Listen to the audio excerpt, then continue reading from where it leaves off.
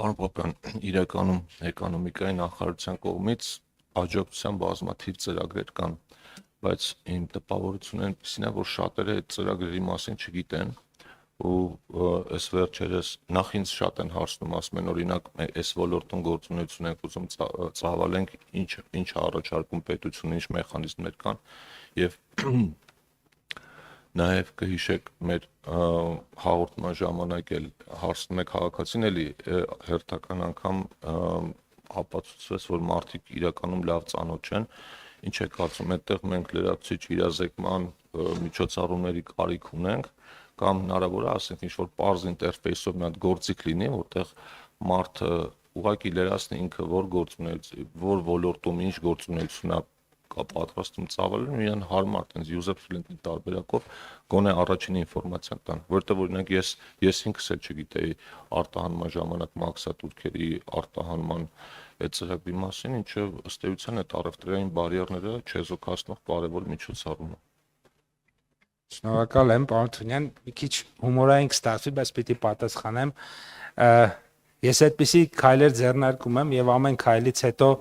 ֆինանսների նախարարությունը եւ մեր ֆինանսական վարչությունը ասում է կարող է, բայց էլ պետք չի անել։ Օրինակ ես վերջերս մի հատ հոլովակ էի,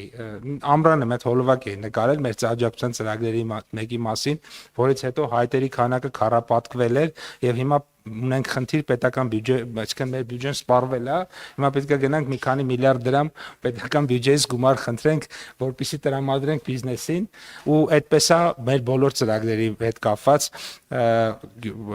նույնը եղավ, ուրեմն մոտավորապես մի փոքր հետ էինք ագրո լիզինգի ծրագրի մասով այդ հոլովակից հետո այտենց մոտ 400,000 դիտում ուներ, հիմա արդեն սեպտեմբեր ամսին այդ պլանը կատարել ենք տարեկան ու հիմա պետքա գնանք պետական բյուջեից փող ուզենք հերիք չի կատարված պլանի այնտեղ ավել մասի համար, այլ նաև հոկտեմբեր, նոյեմբեր, դեկտեմբեր ամիսներին դեռ ունենալու ենք այսպես ասած նոր հայտեր, այստեղ խնդիրը ինչու՞մ է, նախկինում լավ տեղեկատվության խնդրեմ եղել է, հիմա այս գործիքներով ես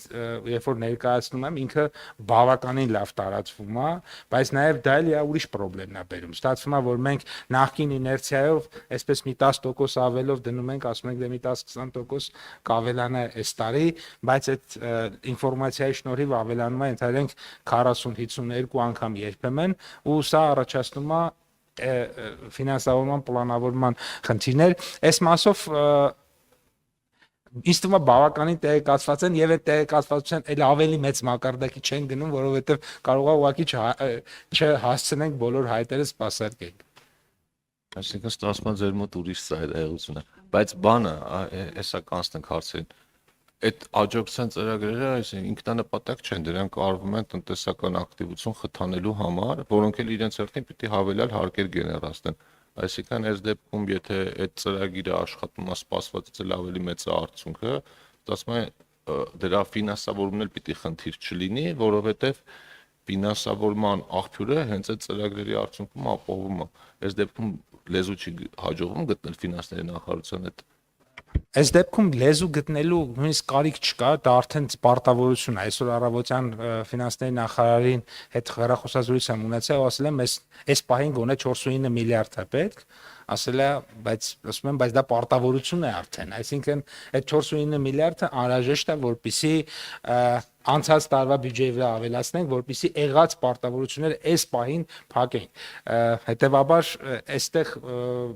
կա այդ խնդիրը, այո, երբ որ մենք բնականաբար պլանավորածից բարձր տնտեսական աճ ենթադրվում է նաև մուտքեր եւ բնականաբար եթե ցուցանիշներն էլ ապահովում են ակնհայտ է որ